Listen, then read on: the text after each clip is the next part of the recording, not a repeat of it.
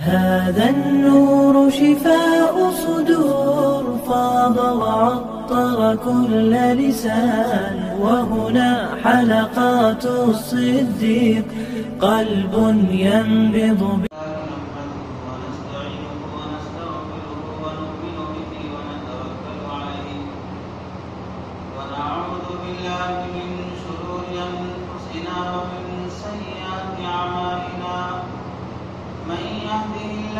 فلا مضل له ومن يضلل فلا هادي له ونشهد أن لا إله إلا الله ونشهد أن محمدا عبده ورسوله أما بعد فقد قال الله تبارك وتعالى في القرآن المجيد والفرقان الحميد أعوذ بالله من الشيطان الرجيم بسم الله الرحمن الرحيم ولله على الناس حج البيت من استطاع إليه سبيلا وقال النبي صلى الله عليه وسلم من حج فلم يرفث ولم يفسق رجع كيوم ولدته أمه أو كما قال النبي صلى الله عليه وسلم اللهم صل على سيدنا محمد وعلى آل سيدنا محمد وبارك وسلم اللهم صل على سيدنا محمد وعلى آل سيدنا محمد وبارك وسلم اللهم صل على سيدنا محمد وعلى آل سيدنا محمد وبارك وسلم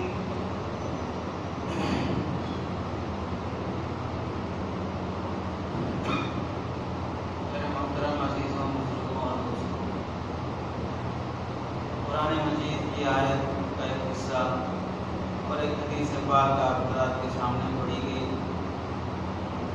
اس کا تعلق ارکان اسلام میں سے ایک عظیم رکن حج بیت اللہ سے ہے. اسلام کے 4 ارکان نماز، روزہ، زکوٰۃ، حج. حج سے متعلق اللہ تبارک و تعالیٰ آیت پاک میں اور حدیث پاک میں نبی کریم صلی اللہ علیہ وسلم نے ارشاد فرمایا ہے. اللہ رب العزت ارشاد فرماتے ہیں وَلِلَّهِ عَلَى النَّاسِ حِجُّ الْبَيْتِ مَنِ اسْتَطَاعَ إِلَيْهِ سَبِيلًا وَمَنْ كَفَرَ فَإِنَّ اللَّهَ غَنِيٌّ عَنِ الْعَالَمِينَ. وَلِلَّهِ عَلَى النَّاسِ، اللہ کی خاطر لوگوں پر یہ چیز فرض ہو گئی من استطاع الیہ سبیلا، کہ جو حج بیت اللہ کے لیے کعبہ تک پہنچ سکتا ہے اس پر اللہ کی خاطر حج کرنا فرض ہے. ومن کفر، اور جس نے کفر کیا یعنی اس عمل سے انکار کیا، فإن اللہ غنی عن العالمین، اللہ سارے جہاں سے بے نیاز ہے، سارے عالموں سے بے نیاز ہے.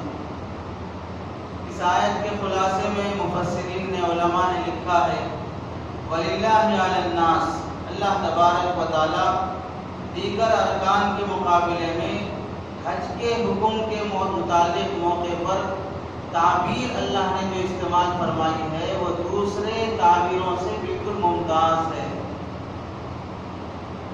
نماز کے موقع پر اللہ تعالیٰ نے فرمایا اقیموا الصلاۃ وآتوا الزکاۃ حافظوا علی الصلوات والصلاۃ الوسطی ان الصلاۃ علی المؤمنین کتابا موقوتا ان الصلاۃ تنہی عن الفحشاء والمنکر. مختلف انداز میں اللہ تعالیٰ نے 700 سے زائد مقامات پر نماز کا حکم، نماز کی ترغیب، نماز کے فوائد اللہ نے بیان فرمائے. اسی کے ساتھ اللہ نے زکوٰۃ کا بھی حکم فرمایا، روزے کا حکم فرمایا تو کتب علیکم الصیام کما کتب علی الذین من قبلکم، پہلے جیسے سب قوموں پہ روزے فرض ہوتے آئے تم پر بھی فرض کیے گئے.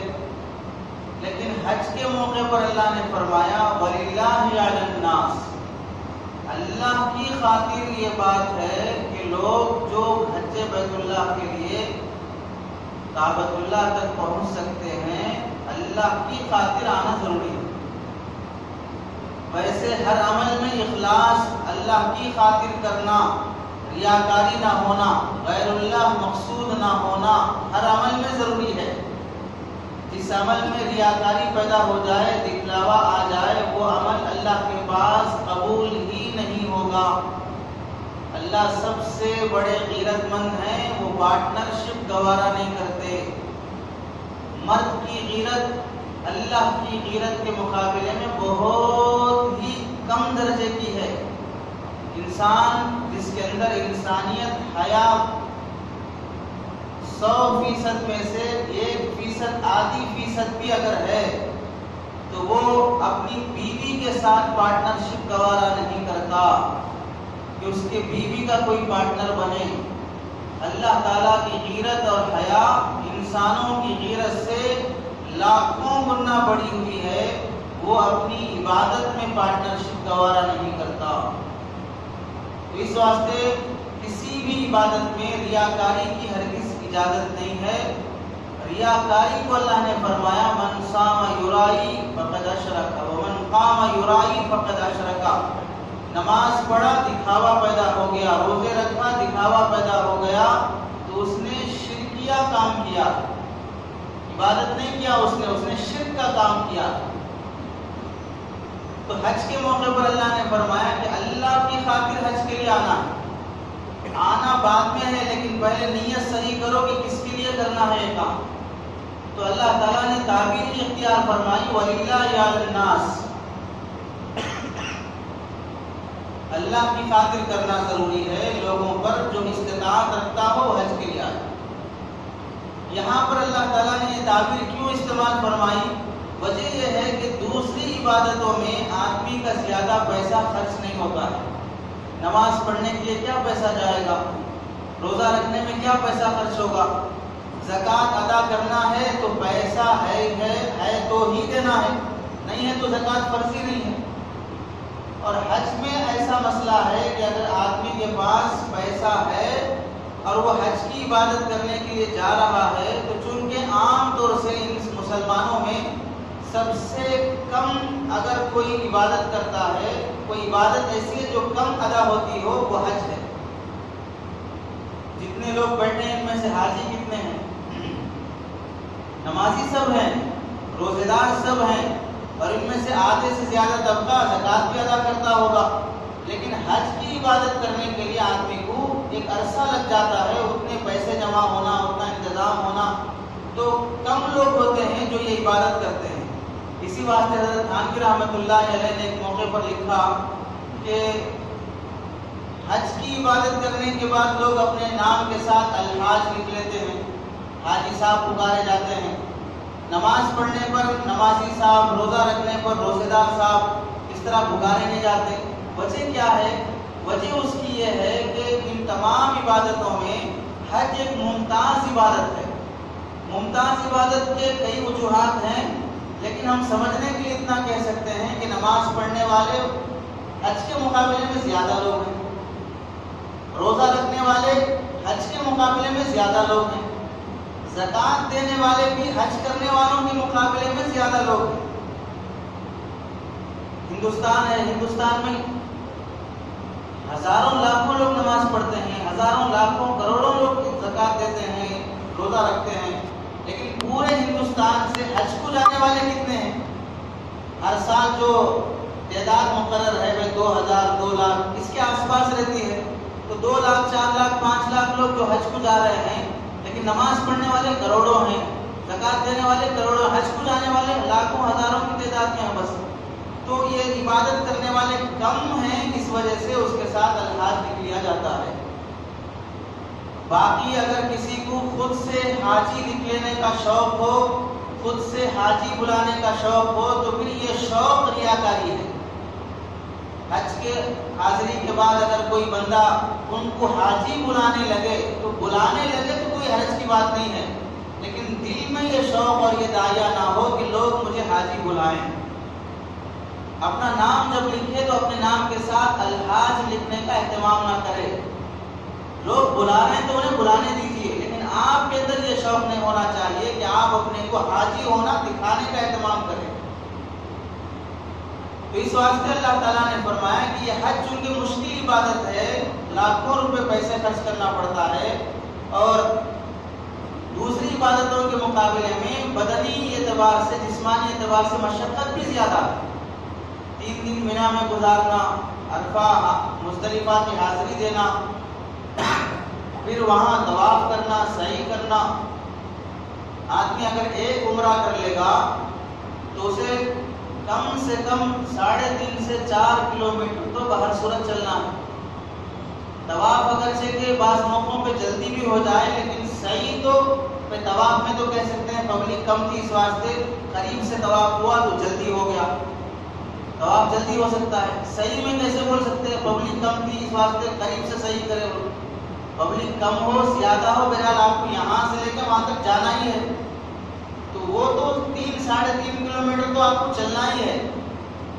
تو اتنی مشقت والی عبادت کہ آدمی کے پیروں میں درد شروع ہو جائے، آدمی کے رانوں میں تکلیف ہو جائے، مشقت والی عبادت ہے۔ اس واسطے آدمی جب یہ عبادت کرتا ہے تو دل میں شیطان یہ پیدا کر دیتا ہے کہ اتنا بڑا کام کر کے آیا ہوں اور لوگ مجھے کچھ بھی تعریف نہیں کر رہے ہیں۔ اس واسطے کبھی یہ شوق پیدا ہو جاتا ہے کہ الحاج کہلایا جاؤں، تو اللہ تعالیٰ نے فرما دیا وَلِلَّهِ عَلَى النَّاسِ، اللہ کے لیے کرنے کا شوق ہو،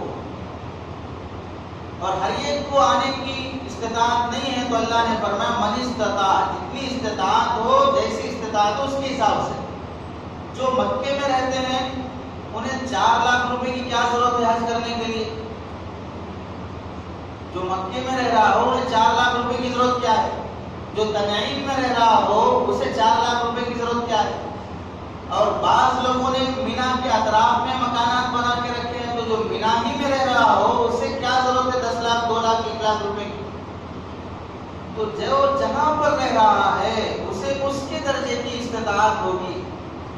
جو دور رہ رہا ہے اسے ٹرین سے اگر اس کا سفر کرنا ہو تو ٹرین کی ٹکٹ کی استطاعت، ہوائی جہاز سے جانا ہو تو ہوائی جہاز کی استطاعت، پانی کے جہاز سے جانے کا سفر ہے تو اس کی استطاعت، قریب ہے پیدل جا سکتا ہے تو پیدل جانے کی استطاعت۔ جو جیسی استطاعت رکھتا ہو اس پر اللہ تعالیٰ نے حج فرض فرمایا ہے، اور جو حج نہیں کرے گا تو اللہ تعالیٰ نے جو تعبیر استعمال فرمائی ومن کفر، کفر کا لفظ اللہ نے استعمال فرمایا ہے کہ جو کفر کرے اللہ اس سے بے نیاز، اس کی ضرورت ہی نہیں۔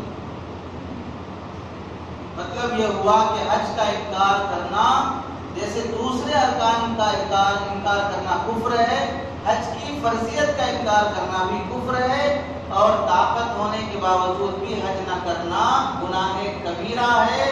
اور اللہ کے نبی صلی اللہ علیہ وسلم کے ارشاد کے بقول اللہ کے نبی صلی اللہ علیہ وسلم نے فرمایا حج کی طاقت ہے، کوئی عذر نہیں ہے، پھر بھی حج نہیں کر رہا ہے تو ایسا آدمی چاہے یہودی بن کے مرے چاہے نصرانی بن کے مرے، کرسچنز بن کے مرے یا یہودی بن کے مرے، ہمیں اس سے کوئی تعلق نہیں ہے۔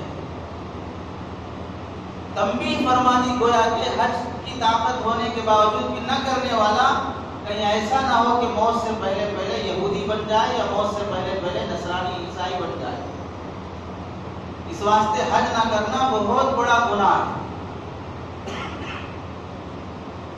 اللہ تبارک و تعالیٰ دنیا پیدا کرنے سے پہلے انسانوں کو دنیا میں بسانے سے 2000 سال پہلے سے اللہ کے فرشتے بیت اللہ کا حج کرتے ہوئے آئے ہیں۔ البحر الامین اور سنن بیہقی میں روایت موجود ہے کہ اللہ کے نبی صلی اللہ علیہ وسلم فرماتے ہیں کہ حضرت آدم علیہ السلام کے پیدا کرنے سے 2000 سال پہلے سے اللہ تعالیٰ نے کعبۃ اللہ فرشتوں کے ذریعے سے بنایا، اور کعبہ فرشتوں کا قبلہ تھا، اور جب انسانیت کو بسانے کا فیصلہ فرمایا تو فرشتوں کا اوپر قبلہ بیت معمور بنا کر یہاں نیچے کا کعبہ انسانوں کا قبلہ بنا دیا گیا۔ حضرت آدم علیہ السلام جب حج کر کے واپس لوٹ رہے تھے اور ایک روایت میں حج بیت اللہ کو جا رہے تھے تو راستے میں فرشتوں کی ملاقات ہوئی۔ فرشتوں نے پوچھا کہاں سے آ رہے ہیں؟ تو حضرت آدم علیہ السلام نے فرمایا بیت اللہ کا حج کر کے آ رہا ہوں۔ تو فرشتوں نے کہا وَلَقَدْ حَجَجْنَا مِن قَبْلِكَ بِأَلْفِ عَامٍ، ہم نے آپ سے 2000 سال پہلے یہاں کا حج کرتے ہوئے آئے ہیں۔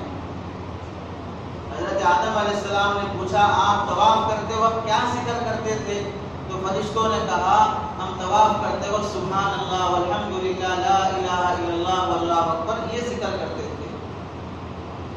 اور ایک روایت میں آتا ہے، مثیر الغرام علامہ ابن جوزی کی کتاب ہے، انہوں نے لکھا اللہ تبارک و تعالیٰ جب کسی فرشتے کو دنیا کے کسی کام کے لیے بھیجتے ہیں، کسی کی موت لینا ہو، کسی کو روزی دینا ہو، کسی کا دنیا میں کچھ بھی کام بنانا ہو، اس کے لیے بھیجتے ہیں، تو وہ فرشتہ اللہ سے اجازت مانگتا ہے کہ اللہ میں وہ کام تو کر دوں گا، آپ مجھے اجازت دیں کہ میں پہلے بیت اللہ کا طواف کر لوں۔ اللہ اسے اجازت دیتے ہیں، وہ فرشتہ آ کے تلبیہ پڑھتے ہوئے پہلے بیت اللہ کا طواف 7 چکر کرتا ہے، 2 رکعت نماز پڑھتا ہے، اس کے بعد وہ اللہ کا حکم پورا کرتا ہے۔ تو سب سے پہلے فرشتوں نے کعبے کا طواف، کعبے کی طرف رخ کر کے عبادت کرنے کا اہتمام کیا۔ اس کے بعد حضرت آدم علیہ السلام اور انسانوں کا درمیان میں روایات یہ بھی ہیں کہ جناتوں نے اس کے بعد تعمیر کی، اس کے بعد انہوں نے رک کر کے عبادت کی۔ حضرت آدم علیہ السلام کو اللہ تبارک و تعالیٰ زمین پر بھیجنے کے بعد حکم فرمایا اِنَّ أَوَّلَ بَيْتٍ وُضِعَ لِلنَّاسِ لَلَّذِي بِبَكَّةَ مُبَارَكًا وَهُدًى لِّلْعَالَمِينَ کہ سب سے پہلا مکان جو بنایا گیا ہے وہ کعبۃ اللہ ہے زمین پر۔ وہ مکان بنانے کے لیے اللہ تعالیٰ نے حضرت آدم علیہ السلام کو حکم فرمایا۔ حضرت آدم علیہ السلام ہندوستان جو ابھی تقسیم نہیں ہوا تھا، بنگلہ دیش، پاکستان، افغانستان، سری لنکا وغیرہ سب ایک تھے، اس وقت کا مشترکہ ہندوستان، یہاں سے حضرت آدم علیہ السلام پیدل چلے کعبۃ اللہ بنانے کے لیے۔ یہاں سے پیدل چلنا ہے تو کتنا لمبا سفر ہے۔ حدیث میں آتا ہے کہ اللہ تعالیٰ نے زمین کو حضرت آدم علیہ السلام کے لیے سمیٹ دیا، زمین سمٹ گئی حضرت آدم علیہ السلام کے لیے۔ اب حضرت آدم علیہ السلام جہاں قدم رکھتے اس جگہ پر اللہ تعالیٰ بعد میں عرصہ گزرنے کے بعد شہر آباد کرنے کا فیصلہ فرمایا۔ دنیا میں جو شہر حضرت آدم علیہ السلام کے راستے سے گزرتے ہوئے جانے کے بعد بنے ہیں، ان سب شہروں میں حضرت آدم علیہ السلام کے قدم پڑنے کی روایات ملتی ہیں۔ اور ایک روایت میں کہ حضرت آدم علیہ السلام 300 سفر ہندوستان سے کیے پیدل حج کرنے کے لیے، اور 700 سفر کیے ہیں پیدل عمرہ کرنے کے لیے۔ اور ایک روایت میں ہے کہ حضرت آدم علیہ السلام 1000 سفر کیے ہیں ہندوستان سے پیدل حج کرنے کے لیے۔ تو 1000 حج کیے حضرت آدم علیہ السلام پیدل چل کے۔ حضرت مجاہد رحمۃ اللہ علیہ محدث گزرے ہیں، ان سے کسی نے پوچھا حضرت پیدل جانے کی ضرورت کیا تھی، سواری کر لیتے، ایک بار پیدل گئے، دوسری بار پیدل گئے، 1000 بار پیدل جانے کی ضرورت کیا تھی؟ حضرت مجاہد رحمۃ اللہ نے فرمایا کہ حضرت آدم علیہ السلام دنیا کے پہلے انسان ہیں، 60 فٹ لمبے ہیں، ان کے حساب سے ان کو اٹھا کے لے جانے والی سواری کون سی ہے؟ اونٹ کتنا ہے، گھوڑا کتنا ہے، یہ سب جانور کتنے ہیں؟ اب ان کے حساب سے 60 فٹ کے آدمی کو اٹھا کے لے جانے والی سواری کون سی ہے؟ اونٹ کے اوپر بیٹھے گا 60 فٹ کا آدمی تو ایسے رہے گا جب پلاسٹک کی کار پہ بڑا آدمی بیٹھ کے جا رہا ہے، جو چھوٹے بچے چلانے کے لیے جو سائیکل آتی ہے وہ لے کے چل رہا ہے، تو وہ سائیکل نیچے رہے گی لیکن چلنا بھی اسی کو پڑے گا۔ تو اس زمانے میں کوئی ایسا جانور ہی نہیں تھا جو حضرت آدم علیہ السلام کو اٹھا کے لے جا سکے۔ البتہ اللہ تعالیٰ کی قدرت اور اللہ کی کرامت یہ تھی کہ حضرت آدم چلتے تو اللہ زمین سمٹ دیتے تھے، جس کی وجہ سے مسافت کم ہو جاتی تھی۔ حضرت آدم علیہ السلام کے بعد حضرت نوح علیہ السلام کا زمانہ آیا تو انہوں نے بیت اللہ کا حج کیا، اور جب نوح علیہ السلام کا طوفان آیا تو طوفان میں بیت اللہ کی جو عمارت تھی وہ ڈھا گئی، صرف ایک ٹیلے کی شکل باقی رہ گئی۔ حضرت نوح علیہ السلام نے اسی ٹیلے کا طواف کیا، ایک ملبہ کی شکل پڑی ہوئی تھی، اسی کا حضرت نوح علیہ السلام نے طواف کیا۔ اور طوفان نوح کے موقع پر علماء نے لکھا ہے، احادیث میں آتا ہے، حضرت نوح علیہ السلام کی کشتی رجب کے مہینے میں سوار ہوئے سب لوگ کشتی میں، اور حضرت نوح کی یہ کشتی رجب کے مہینے سے طوفان میں چلتی رہی چلتی محرم کے مہینے میں جا کر جودی پہاڑ پہ رکی ہے. تو رجب سے لے کے محرم کے درمیان میں ذی الحجہ حج کا مہینہ پڑتا ہے. تو وہ کشتی حضرت نوح علیہ السلام کے شہر سے چلتی ہوئی موصل اور آرمینیا کے راستے سے چل کر کعبۃ اللہ پہنچی اور وہاں 7 چکر لگا کر پھر اس کے بعد اس کا سفر آگے جودی پہاڑ کی طرف ہوا. نوح علیہ السلام کے بعد جب طوفان میں وہ بہ گیا، کعبۃ اللہ ایک نشان کی شکل باقی رہ گئی. پھر اللہ تعالیٰ نے حضرت ابراہیم علیہ السلام کو حکم فرمایا کہ کعبۃ اللہ بناؤ. حضرت ابراہیم علیہ السلام نے کعبے کی تعمیر فرمائی اور لوگوں کو حج کی طرف دعوت دی. احادیث میں آتا ہے جب حضرت ابراہیم علیہ السلام نے کعبہ بنانے کے بعد پکارا لوگوں کو کہ اللہ کے گھر کی طرف حج کرنے کے لیے آؤ، حضرت ابراہیم علیہ السلام نے کہا یا اللہ میری آواز کون سنے گا، کہاں تک جائے گی؟ پکارنا تمہارا کام ہے، آواز پہنچانا ہمارا کام ہے. جو عالم ارواح میں روحیں تھیں ان روحوں تک زمین پر کھڑے حضرت ابراہیم علیہ السلام کی آواز اللہ نے آسمانوں تک پہنچائی. جنہوں نے ان کی آواز پر لبیک کہا اللہ انہیں گھر کی حاضری کی توفیق دیتے ہیں. اور بعض علماء کا کہنا ہے کہ جو جتنی بار کہا ہے اسے اتنی بار اللہ کے گھر کی حاضری کی توفیق ہوتی ہے. حضرت اسماعیل علیہ السلام نے حج بیت اللہ کیا، حضرت موسیٰ علیہ السلام نے کیا، حضرت عیسیٰ علیہ السلام نے کیا. روایات بیہقی کی روایت ہے کہ حضرت ہود اور حضرت صالح علیہ السلام کے علاوہ ان 2 نبیوں کے علاوہ تمام نبیوں نے بیت اللہ کا حج کیا ہے. اس کے بعد سرکار دو عالم صلی اللہ علیہ وسلم کا زمانہ آیا تو اللہ کے نبی مکہ ہی میں پیدا ہوئے اور مکے ہی میں پیدا ہوئے. زمانے جاہلیت سے ہی لوگوں میں کعبے کی عظمت تھی. جاہلیت کا زمانہ تھا، اللہ کے ساتھ کفر اور شرک چل رہا تھا. کعبے میں مورتیاں رکھی ہوئی تھیں، کعبے میں آ کر اللہ سے مانگنے کے بجائے ان مورتیوں سے مانگا جا رہا تھا. لیکن حج پھر بھی کیا جا رہا ہے، شرک ہو رہا ہے پھر بھی حج ہو رہا ہے. تو حج کے لیے آنا، حج کرنے کا اہتمام زمانے جاہلیت سے چل رہا تھا. اللہ کے نبی صلی اللہ علیہ وسلم مکہ میں تھے تو مکے میں کتنے حج کیے، محدثین نے اس کا ذکر نہیں کیا ہے کہ اللہ کے نبی بننے سے پہلے کتنے حج کیے ہیں. البتہ جب سرکار دو عالم صلی اللہ علیہ وسلم کو نبی بنایا گیا تو نبی بننے کے بعد حج کے فریضے کا حکم اللہ تعالیٰ نے سب سے آخر میں نازل فرمایا کہ 10 ہجری کو تقریباً 9-10 ہجری کو اللہ کے نبی صلی اللہ علیہ وسلم کو حکم دیا گیا. پہلی بار جب حج کی فرضیت کی آیت اتری تو موقع ایسا نہیں تھا کہ اس سال اللہ کے نبی حج کو جاتے. تو اللہ کے نبی صلی اللہ علیہ وسلم نے حضرت ابوبکر رضی اللہ عنہ کو امیر المؤمنین فی الحج بنا کر ان کی قیادت میں لوگوں کو حج بھیجا اور اللہ حضرت علی رضی اللہ عنہ سے فرمایا جا کہ ابوبکر سے کہہ دو کہ اس سال حج کے امیر اور ذمہ دار تم ہو. اس کے بعد جب دوسرا سال آیا تو دوسرے سال اللہ کے نبی صلی اللہ علیہ وسلم نے اعلان فرمایا کہ میں اس سال حج کے لیے جا رہا ہوں اور تمام صحابہ کو ایک طرح کی ترغیب بھی دی. تو اس واسطے حجۃ الوداع کے موقع پر 1 لاکھ سے زائد کا مجموعہ جمع ہوا جو اللہ کے گھر کی حج کرنے کے لیے آیا. اسی سال اللہ کے نبی صلی اللہ علیہ وسلم حج کے موقع پر طویل خطبات ارشاد فرمائے جس میں لمبی ہدایتیں ہیں اور اہم ہدایتیں اللہ کے نبی نے بیان فرمائی. حج سے واپسی کے بعد سر میں درد شروع ہوا، بخار شروع ہوا اور وہی بخار وہی سر میں درد چلتے چلتے چلتے ربیع الاول ذی الحجہ میں حج ہوا. واپسی ہوئی، واپسی ہوتے ہوتے محرم کا مہینہ آ گیا، محرم سفر 2 مہینے گزرے. اس کے بعد ربیع الاول کے مہینے میں اللہ کے نبی صلی اللہ علیہ وسلم دنیا سے تشریف لے گئے. اللہ کے نبی نے حج فرمایا، ایک حج پوری زندگی میں، اور پوری زندگی میں 4 عمرے اللہ کے نبی صلی اللہ علیہ وسلم نے کیے ہیں اور تقریباً وہ 4 عمرے ذی القعدہ کے مہینے میں ہوئے ہیں. دوسرے میں رمضان کے مہینے میں نہیں اور کسی اور مہینے میں نہیں ہے، ذی القعدہ کے مہینے میں ہوئے ہیں. 4 عمرے اور 1 حج اللہ کے نبی نے فرمایا ہے. اس کے بعد صحابہ کا معمول تھا ہر سال جیسی طاقت ہوتی اس سال حج کرنے کا.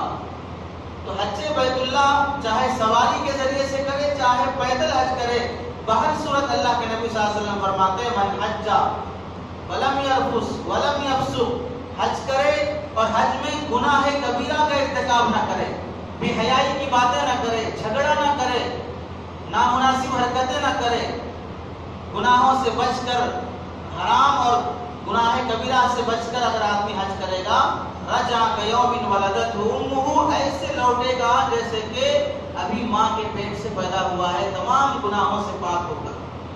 وہ گناہ کون سے ہیں؟ گناہ چاہے اللہ کے حقوق کے ہوں، گناہ چاہے بندوں کے حقوق کے ہوں، گناہ معاف ہوں گے، حقوق معاف نہیں ہوں گے۔ گناہ معاف ہوں گے، حقوق معاف نہیں ہوں گے۔ نماز چھوڑنے کا گناہ ہے، حج پر جا کے آئے، وہ نماز چھوڑنے کا گناہ معاف ہو جائے گا، لیکن وہ نماز ذمے میں باقی رہے گی۔ زکوٰۃ ادا نہیں کیے تھے، ادا نہ کرنے کا گناہ معاف ہو جائے گا، لیکن زکوٰۃ ذمے میں باقی رہے گی، ادا کرنا پڑے گا، وہ نماز ادا کرنا پڑے گا۔ کسی سے قرضہ لیے تھے 10 لاکھ روپے، واپس کرنا ہے، اب حج کر کے آیا، اس کے بعد بول رہے تمام معاف ہو گئے میرے گناہ معاف ہو گئے، قرضہ معاف نہیں ہوا، قرضہ ادا کرنا پڑے گا۔ بہن کی وراثت نہیں دیے تھے، حج کر کے آ گئے، حج کر کے آنے کی وجہ سے بہن کی وراثت معاف نہیں ہوگی، وراثت نہیں دینے کا گناہ معاف ہو جائے گا، لیکن وراثت ذمے میں باقی رہے گی۔ گناہ معاف ہوں گے، حقوق معاف نہیں ہوں گے، چاہے وہ اللہ کا حق ہو، چاہے وہ بندے کا حق ہو، حق اپنے ذمے باقی رہے گا۔ بلکہ علماء نے یہاں تک لکھا ہے، جس آدمی کے ذمے قرضہ ہو، دوسرے کو دینا باقی ہے، وہ قرضہ چاہے کسی کا بھی ہو، مسلمان کا ہو، غیر مسلم کا ہو، غیر مسلم کو پیسے دینا باقی ہے، یہاں تک کہ اگر بیوی کا مہر دینا باقی ہے، اس کے باوجود اس کا قرضہ، اس کا مہر ادا کیے بغیر، جبکہ سامنے والا مانگ رہا ہے، ضرورت مند ہے، یہ صاحب حج کو جا رہے ہوں، ایسے حج کو علماء نے مکروہ تحریمی لکھا ہے۔ ایسا حج کرنا مکروہ تحریمی ہے، ناجائز کے قریب ہے۔ پہلے قرضہ ادا کرو، سامنے والے کا حق ادا کرو، اگر اس وقت ٹائم نہیں ادا نہیں کر سکتے تو سامنے والے سے مل کر اسے ٹائم لے لو، اس سے کہو کہ بھائی اب نہیں دے سکتا ہوں، آنے کے بعد 1 مہینہ 2 مہینے میں تمہارا قرضہ لوٹا دوں گا۔ بولے بغیر، اس سے ٹائم لیے بغیر جانے کی اجازت نہیں ہے۔ والدین بوڑھے بیمار ہیں، ان کی خدمت کی ضرورت ہے، ان کی خدمت دیکھے بغیر ان کو چھوڑ دے کر حج پر چلے جانا مکروہ تحریمی ہے، اس کی اجازت نہیں ہے۔ یہ حقوق ادا کرنے کا اہتمام کرے۔ البتہ جنہیں اللہ نے استطاعت اور طاقت دی ہے، انہیں ضروری ہے کہ اندر سے شوق ہو، داعیہ ہو اللہ کے گھر کے حج کا، وہاں کی نیکیاں۔ حضرت ابن عباس رضی اللہ تعالیٰ عنہ سے روایت ہے، جب انتقال کا وقت ہو رہا تھا، اپنے بیٹوں کو نصیحت فرمانے لگے، بیٹوں مجھے سب سے زیادہ افسوس اس بات کا ہے کہ میں بیت اللہ کا حج پیدل نہیں کیا ہوں، پیدل بیت اللہ کے حج نہ کرنے کا سب سے زیادہ افسوس ہے، ہو سکے تو تم بیت اللہ کا پیدل حج کرو۔ بچوں نے پوچھا ابا جان کہاں سے کریں پیدل حج، جہاں ہمارا گاؤں گھر ہے وہاں سے پیدل چل کے آئیں یا کہاں سے کریں؟ اللہ حضرت ابن عباس رضی اللہ تعالیٰ عنہ نے فرمایا مکہ مکرمہ سے پیدل حج کرو۔ اس کا ثواب کیا ہوگا؟ سواری پر حج کرنے سے 1 قدم کا ثواب 70 نیکیوں کے برابر ملتا ہے، پیدل حج کرنے سے 1 قدم کا ثواب کعبۃ اللہ حرم کی 700 نیکیوں کا ثواب ملتا ہے۔ بچوں نے پوچھا حرم کی 700 نیکیوں کا کیا مطلب ہے؟ ابن عباس رضی اللہ تعالیٰ عنہ نے فرمایا حرم کی 1 نیکی 1 لاکھ نیکیوں کے برابر ہے، ویسے 700 نیکیوں کے برابر ثواب ملے گا 1 قدم پر۔ حسن بصری رحمۃ اللہ علیہ فرماتے ہیں حرم میں 1 روزہ رکھنا 1 لاکھ روزوں کے برابر، 1 روپیے کا صدقہ کرنا 1 لاکھ روپیے صدقے کرنے کے برابر اللہ تعالیٰ ثواب دیتے ہیں۔ 1 نماز وہاں کی ہو جانا مسجد حرام کی، اللہ تعالیٰ 1 لاکھ نمازوں کے ثواب کے برابر اسے ثواب دیتے ہیں۔ 1 نماز کا ثواب 1 لاکھ کے برابر ہو جائے گا صحیح حدیث کی روایت کے مطابق۔ تو 1 نماز 1 لاکھ، تو پھر اندازہ اس کا علماء نے کیا ہے، ابو بکر نقاش رحمۃ اللہ علیہ فرماتے ہیں تو پھر اندازہ کرو 1 لاکھ نمازوں کے برابر ہو گئے تو 25 سال 6 مہینے 20 دن نمازیں پڑھنے کے برابر 1 نماز پڑھنے کا ثواب ملے گا۔ 25 سال 6 مہینے 20 دن نمازیں پڑھنے کے برابر 1 نماز پڑھنے کا ثواب ملے گا، 1 نماز۔ اب 5 نمازوں کا اگر حساب کرو گے اگر حرم میں 5 نمازیں اگر کوئی پڑھ لیتا ہے تو 277 سال 7 مہینے 10 دن نمازیں پڑھنے کا ثواب ملے گا. 277 سال 7 مہینے 10 دن نمازیں پڑھنے کا ثواب ملے گا اگر 5 نمازیں حرم میں پڑھ لیتا ہے. اتنا بڑا ثواب اللہ اسے عطا کرتے ہیں. شوق ہونا چاہیے حج بیت اللہ کا. حضرت مفتی شفیع صاحب رحمۃ اللہ علیہ حج پہ جانے لگے تو مفتی رفیع عثمانی صاحب دامت برکاتہم نے اپنے والد محترم سے درخواست کی کہ ابا جان میرے لیے دعا کریں اللہ حج کی توفیق دے. تو مفتی شفیع صاحب رحمۃ اللہ علیہ نے تھوڑا سنجیدہ اور ناراضگی کا لہجہ بنا کر کہا ہاں میں تمہیں دعا کروں گا حج کے لیے. تو بیٹے کو تعجب ہوا مفتی رفیع عثمانی صاحب دامت برکاتہم کو کہ حج کی دعا کی درخواست کر رہا ہوں اور یہ لہجہ ہے. تو پوچھا ابا جان کیا وجہ ہے؟ تو کہنے لگے تمہیں حج کو جانے کا شوق ہے؟ دعا کی درخواست کرا رہے ہو, تمہیں حج کو جانے کا شوق ہی نہیں ہے. تو میں تو روتا ہوں حج کو جانے کے لیے جب وہاں کے حالات سنتا ہوں اور وہاں حاجیوں کو لوٹتے ہوئے دیکھتا ہوں اور حج کا موسم جب آتا ہے اور آپ مجھے کہہ رہے ہیں میرے اندر حج کا شوق ہی نہیں ہے. تو حضرت مفتی شفیع صاحب رحمۃ اللہ نے فرمایا اگر تمہارے اندر حج کا شوق ہوتا تو تم حج کی تیاری کرتے. کیا تیاری کی ہے تم نے حج کی؟ کچھ پیسہ جمع کیے ہو؟ کہنے لگے میرے پاس پیسے کیسے جمع ہوں گے, میری تنخواہ ہے 150 روپے. بہت پہلے کی بات, پاکستان کی 150 روپے, اور پاکستان کا پیسہ انڈیا کے پیسے سے بہت گھٹیا ہے. ہم اگر 1 ریال کے لیے 17 روپے 18 روپے دیں گے تو وہ 1 ریال کے لیے 38 روپے دینا پڑتا.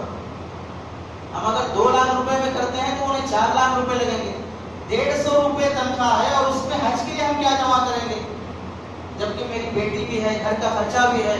تو مفتی شفیع عثمانی صاحب رحمۃ اللہ نے فرمایا تمہارے اندر شوق نہ ہونے کی بات ہے. 150 روپے میں مہینے میں 1 روپے نہیں نکال سکتے, مہینے میں 1 روپے نہیں نکال سکتے اگر تمہارے اندر شوق ہوتا.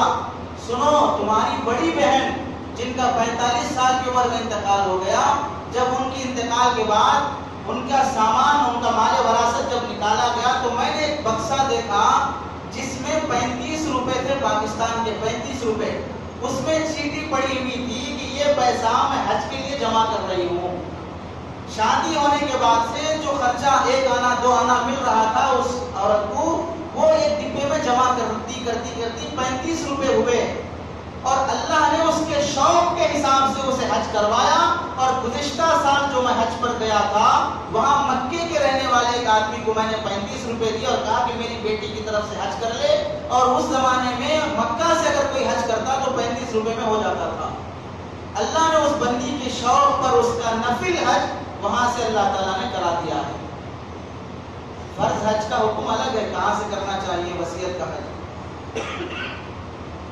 شوق اندر سے ہو کہ آدمی اپنے مال میں سے کچھ نہ کچھ جمع کرتا رہے.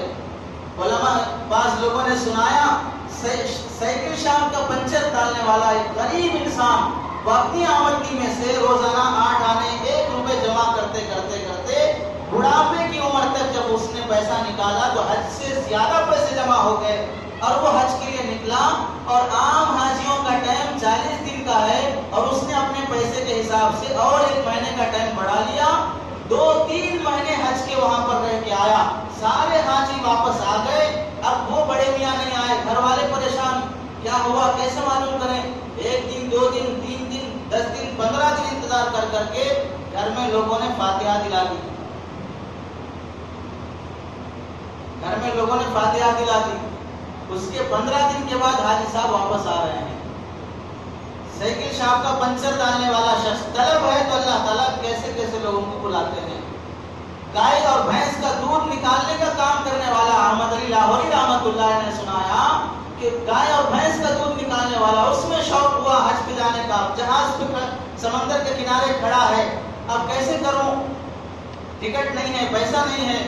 اور وہاں جو کام کرنے والا جہاز میں تھا, دیکھا بوڑھا آدمی ہے, کہا چلو بیٹھ جاؤ, بٹھا لیا. وہاں سے لے کے جدہ تک پہنچا. جدہ میں اترنے کے بعد وہاں سے جانا ہے, بیچارہ پریشان ہے. تو کسی نے پوچھا تمہیں جہاز میں بیٹھے بیٹھے تمہیں دودھ نکالنا آتا ہے؟ تو جدہ کا کوئی رہنے والا پوچھنے ہاں مجھے نکالنا آتا ہے. تو اس نے کہا میرے گھر پہ نوکری کر لو گے؟ کر لوں گا. تو اونٹوں کا بکریوں کا دودھ نکالنے کا کام مل گیا. وہاں سے کچھ پیسے ملنا شروع ہو گئے. اب جب اچھا دودھ نکالنا ماہر تھا, بہت پسند آیا, تو جدہ کا رہنے والے کا اس کا کوئی رشتہ اس نے کہا کہ بھئی اس بندے کو ہمارے گھر بھیجو، یہاں بھی وہ ہم اسے خدمت لیں گے۔ وہاں سے مکہ مکرمہ کی حاضری کی، حج کے ایام آئے، اللہ نے حج بھی کرا دیا۔ شوق ہو آدمی کے اندر حج کرنے کا، ہمارے اندر شوق نہیں ہے تو اس کا اہتمام نہیں کیا جاتا، اس کے لیے پیسے جمع نہیں کیے جاتے۔ اور بہت سے لوگوں میں غلط فہمی یہ بھی ہے کہ حج کرنے کے لیے کتنا پیسہ ہونا ضروری ہے، اور حج کرنے کے لیے تاخیر بہت کر دیتے ہیں، اور آزار ایسے اپنے اندر بنا لیتے ہیں کہ وہ اس وجہ سے میں حج نہیں کر رہا ہوں۔ علماء نے لکھا ہے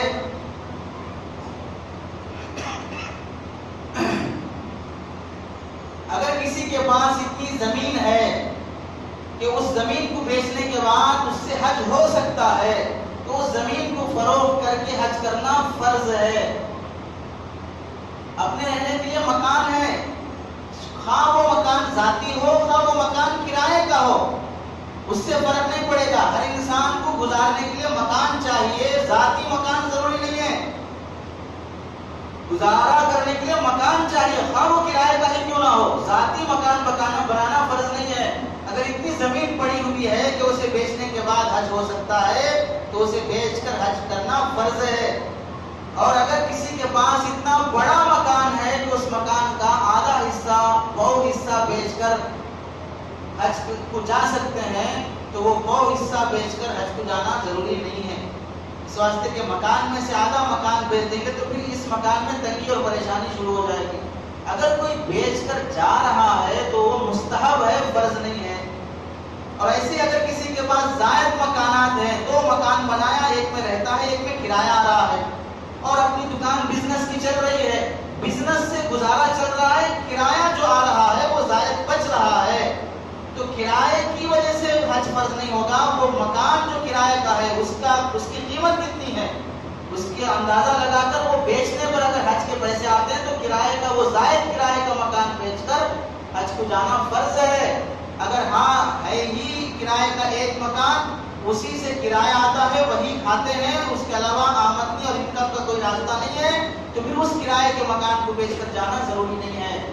اگر کسی آدمی کے پاس 2 بیگھہ زمین ہے، 2 ایکڑ زمین ہے، اس سے پیداوار ہو رہی ہے اور وہ اناج بیچ کے گزارا کر رہا ہے، اور اگر 1 ایکڑ بیچ دے گا تو بھی 1 ایکڑ سے گزارا چل سکتا ہے، تو بقیہ 1 ایکڑ بیچ کر اسے حج پر جانا فرض ہوگا۔ گھر میں اگر کسی کے پاس ضروری اور زائد سامان رکھا ہوا ہے، مثلاً اگر واشنگ مشین اور یہ وہ چیزیں 2 گاڑیاں 4 گاڑیاں پڑی ہوئی ہیں، زیادہ استعمال میں نہیں آتی ہیں، ایک گاڑی سے گزارا کافی ہے، تو یہ جو زائد گاڑیاں پڑی ہوئی ہیں اسے بیچ کر حج کو جا سکتے ہیں، تو بیچ کر جانا فرض ہوگا۔ ہاں اگر ایک ہی گاڑی ہے اور وہ ایک گاڑی 10 لاکھ کی ہے تو وہ بیچ کر جانا ضروری نہیں ہے۔ گاڑی ہونا چاہے وہ کم قیمت کی ہو چاہے زیادہ قیمت کی ہو، زیادہ قیمت کی ہونے کی وجہ سے بیچ کر کم قیمت کی لے کر باقی پیسے میں اگر حج کر رہا ہے تو مستحب ہے، فرض نہیں ہے۔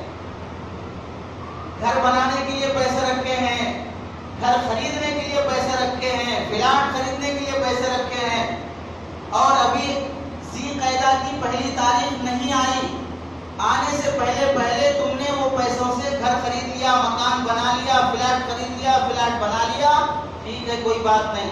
لیکن اگر ذی قعدہ شروع ہو گیا، حج کے ایام شروع ہو گئے اور وہ پیسہ رکھا ہوا ہے گھر بنانے کے لیے، گھر خریدنے کے لیے، تو حج فرض ہو گیا۔ اب وہ پیسہ مکان بنانے کے بجائے اس پیسے سے حج کرنا فرض ہوگا۔ مکان ذاتی ہونا فرض نہیں ہے، اتنی مالیت آنا کہ جس سے حج کو جا کے آ سکے، حج فرض ہو جاتا ہے۔ ایسے ہی دکان میں اتنا سامان پڑا ہے، 20 لاکھ کی دکان ہے، اس میں سے اگر 5 لاکھ کا سامان بیچ دے گا، 15 لاکھ کی دکان چلتی رہے گی، تو 5 لاکھ کا سامان بیچ کر حج کو جانا فرض رہے گا۔ ایسے ہی اگر کوئی آدمی مالدار تھا، پیسے تھے، حج کو جانے کا موسم آ گیا، پھر بھی سستی کاہلی کی وجہ سے حج نہیں کیا، بعد میں حالات ایسے بن گئے کہ پورا مال ختم ہو گیا، آدمی غریب بن گیا، تو اب مالداری میں جو حج فرض ہو چکا تھا، غریب بننے کی وجہ سے وہ حج ختم نہیں ہوگا، حج کا فریضہ ذمے میں باقی رہے گا۔ غریب ہے، جب مالدار تھے اب غریب ہو گئے، لیکن حج فرض ہے اب بھی اس پر، کہاں سے کریں؟ اگر اتنی استطاعت ہے کہ قرضہ لے کر حج کر سکتا ہے اور بعد میں لوٹانے کی طاقت ہے تو قرضہ لے کر حج کرے، اگر اتنی طاقت نہیں ہے کہ قرضہ واپس کر سکے تو پھر قرضہ لے کر حج کرنے کی اجازت نہیں ہے۔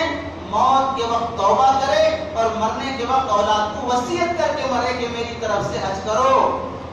اگر مال وراثت میں سے اتنا مال بچا کہ اس میں سے تہائی مال میں سے حج ہو سکتا ہے تو وہ لوگ حج کریں گے، حج کرنا ضروری ہوگا۔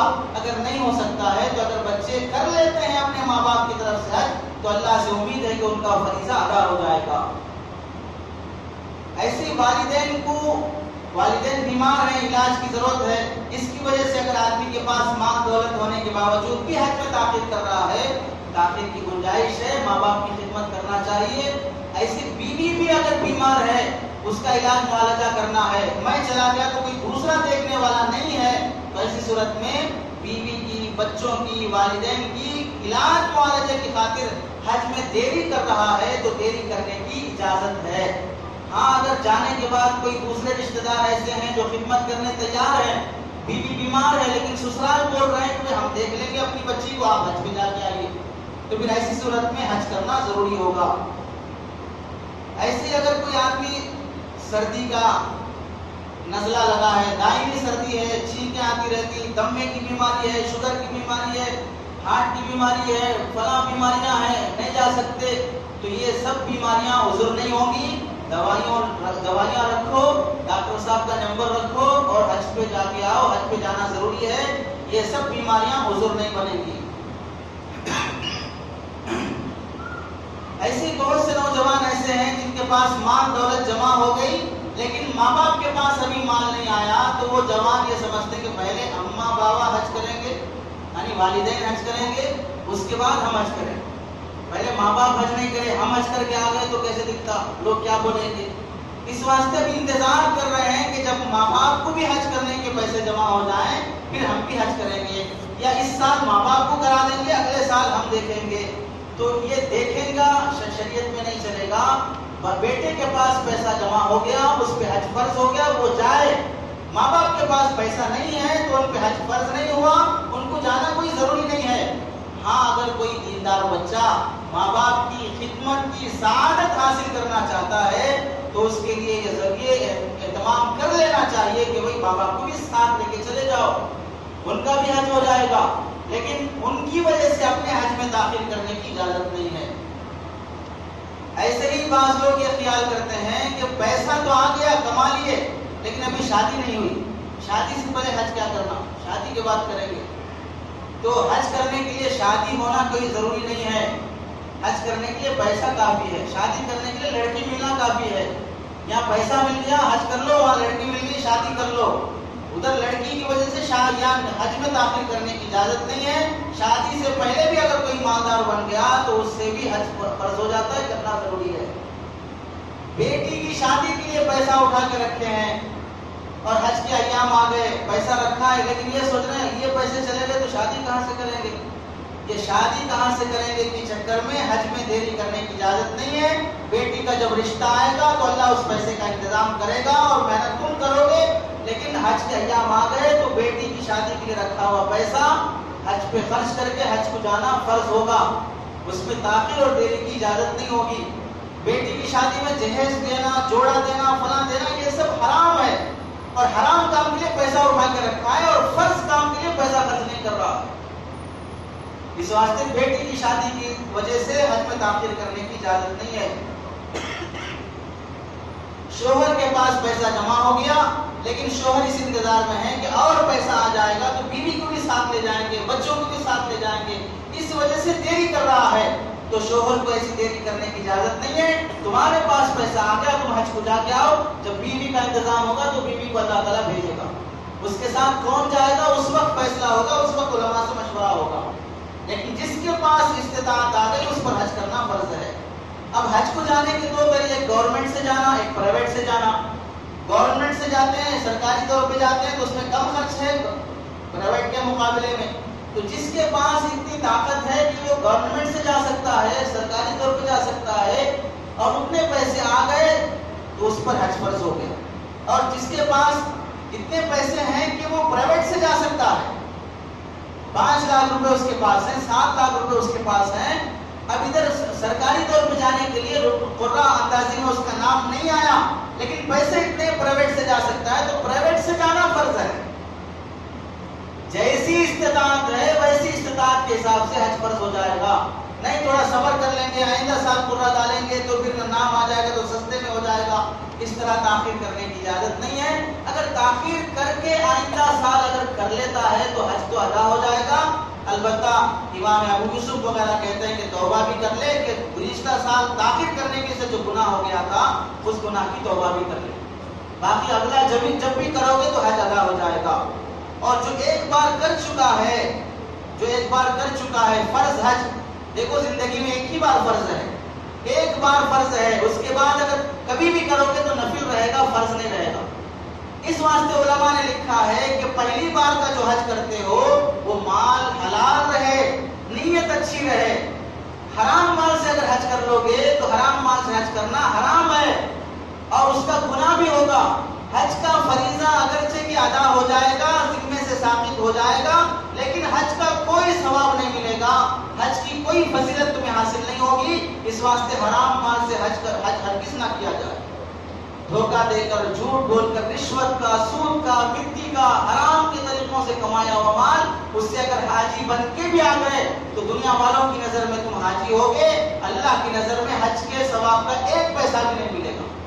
اس واسطے حلال مال کا اہتمام کرے. حدیث میں آتا ہے حرام مال سے اگر کوئی حج کرنے کے لیے نکلتا ہے اور وہ لبیک پکارتا ہے تو آسمان سے فرشتے کہتے ہیں لا لبیک ولا صادق، تمہارا لبیک ہمیں قبول نہیں، تمہاری حاضری ہمیں پسند نہیں. نفقتک حرام، راحلتک حرام، وحجک غیر مبرور، تیری سواری حرام کی، تیرا پیسہ حرام کا، تیرا خرچہ حرام کا، تیرے حج میں اللہ کوئی نیکی نہ دے.